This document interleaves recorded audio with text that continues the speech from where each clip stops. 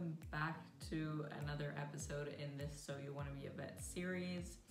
Today I'm going to be talking to you a little bit about work experience. So this is going to be a few tips, tricks, a little bit of information about what you need and what you need to get out of work experience to basically make it a really effective and efficient time for you. So yeah, let's get going. First of all, one of the most important things, which I think a lot of people refuse to understand or refuse to really take into account, is the fact that it is really not about the quantity. It really is not. I know that might seem really difficult to get to grips with because it is really easy to think, oh, the more I have, the more advantage I will have in regards to seeming like I'm very interested, seeming like I've done the work. It really isn't about that. Vet schools do acknowledge the fact that a lot of people don't really have access to farms or to cows or to sheep wherever they are. It's not something that they expect everybody to be able to do. So I will put here a list of all the different requirements for all the different universities. But as you can see, it's not that much. I think the school that has the most is Glasgow, which is 6 weeks, but that still is pretty manageable. If you start early, I think a lot of schools count like 3 years prior to application. You can do placements within that time. And even if vet school is a last minute decision, that still gives you enough time to get the work experience together. 6 weeks is not that long. And a lot of the schools have a lot of flexibility in what you can actually consider work experience. Edinburgh, for example, actually doesn't even have a minimum number of weeks. And I think it's because they're really trying to drive home the fact that they don't want you to do a ton.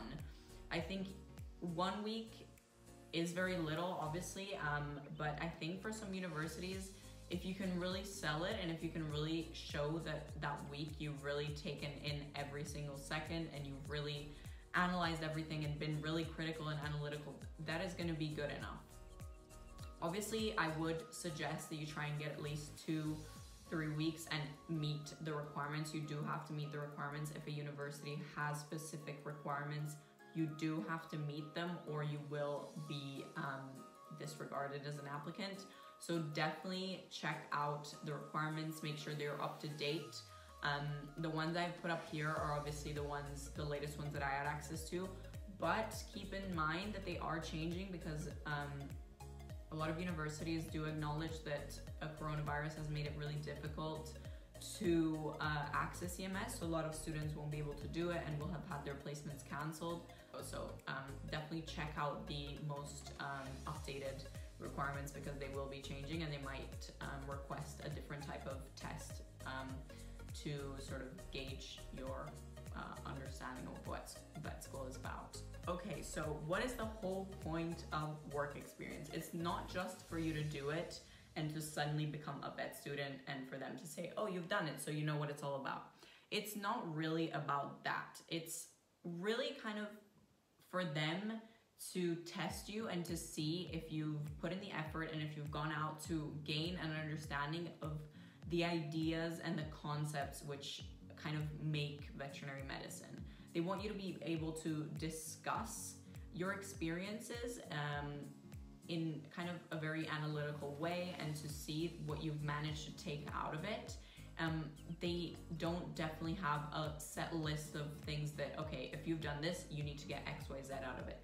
It is really just to gauge what you as an individual managed to get out of your experience, because everybody will have different experiences and everybody will get different things out of their experience, and they are just trying to gauge how you did that, how you went about that, because the process of analytical thinking and extracting concepts and building on them is something that you will have to do in vet school. So they're trying to gauge how capable you are of doing that without having the training. So again, it is not something that is black and white, and it's not something that has, you know, very specific answers, but it is something that you will need to do, and they want to see if you can be flexible and already understand how to do it without having too much guidance. So what should you do in your EMS? What is the best way to get the most out of it?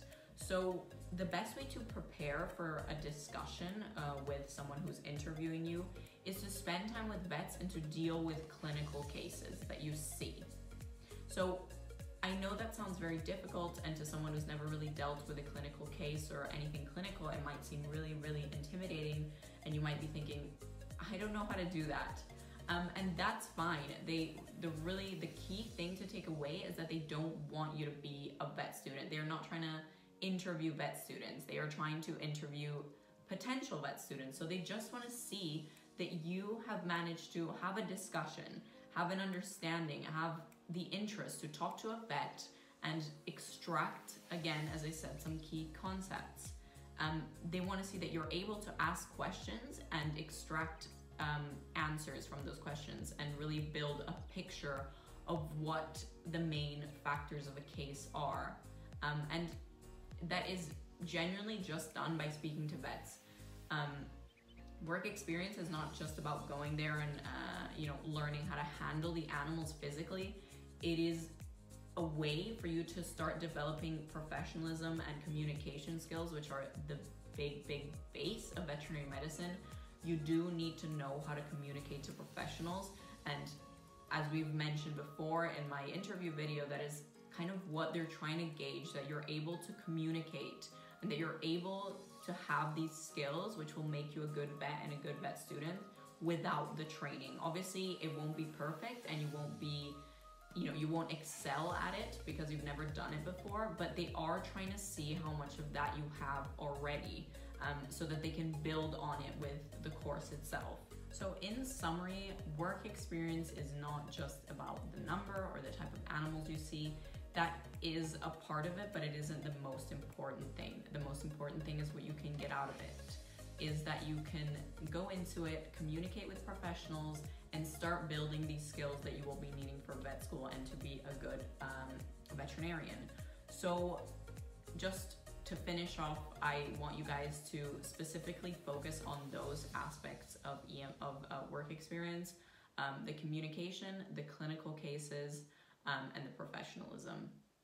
Because in an interview, they will never go into specifically, oh, so this work experience. It'll be about the things you could extract from a work experience. So make sure you keep that in mind, and that you put that at the forefront of your mind when you're approaching going into work experience. I would definitely suggest that you get yourself a log or a little diary or something ready to kind of write things down, key things that you have found interesting, or even just questions. And I know this may seem really threatening to do, and you might be really intimidated to write questions down and go up to a vet and ask them, because you might think, oh, this is a really stupid question. But you will quickly learn that there are no stupid questions. It'll be something new for you, but it's just about what you can get out of it. So I definitely suggest you keep a journal, ask questions, get their opinions if you're preparing for interviews already. Look at wider reading, look at research topics, current events, current issues in veterinary medicine, which you will end up studying again, usually in university, and ask those vets who are in practice with you what they think about these things, what their opinions are, and that will really give you a competitive advantage compared to another student. So definitely keep that in mind. I hope you found this video useful. If you did, please subscribe. As usual, leave us a comment or go over to our Instagram and follow us on there and interact with us on there. We have loads of updates and we're really active on there. Follow our podcast at So You Want to Be a Vet, which is what we're really proud of, and we're putting a lot of work into that. So make sure you go follow us there and listen to our podcasts. And if you want to know more about Medic Mentor, as usual, there's going to be links and more information below. I hope you guys don't freak out too much about your vet journey. It'll all work itself out. Just keep it in mind and just, keep going, and you'll get there. Thanks for watching. Bye, guys.